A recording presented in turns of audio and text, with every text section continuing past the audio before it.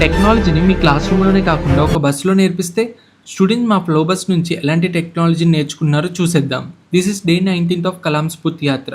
ఈరోజు మనం ఆదిలాబాద్ డిస్ట్రిక్ట్ అయితే వచ్చేసాము. ఇక్కడ టీఎస్ మోడల్ స్కూల్ అలాగే కస్తూర్బా గాంధీ బాలికల విద్యాలయ స్టూడెంట్స్ అయితే మా ఫ్లో బస్ గురించి వెయిట్ చేస్తున్నారు. ఈరోజు చీఫ్ గెస్ట్ గా అడిషనల్ డిస్ట్రిక్ట్ కలెక్టర్ అయితే మా ప్రోగ్రామ్ కి వచ్చారు. కలెక్టర్ గారు మా ఫ్లో బస్ లో ఉన్న టెక్నాలజీస్ ని చూసి స్టూడెంట్స్ కి బస్ గురించి, బస్ లో ఉన్న టెక్నాలజీస్ గురించి అయితే ఎక్స్ప్లెయిన్ చేశారు. స్టూడెంట్స్ అందరూ బ్యాచెస్ వైజ్ బస్ లోపలికి అయితే వెళ్లారు. బస్ లో 3D ప్రింటింగ్, AI, రోబోటిక్స్ లాంటి టెక్నాలజీస్ ని స్టూడెంట్స్ ఎక్స్ప్లోర్ చేశారు.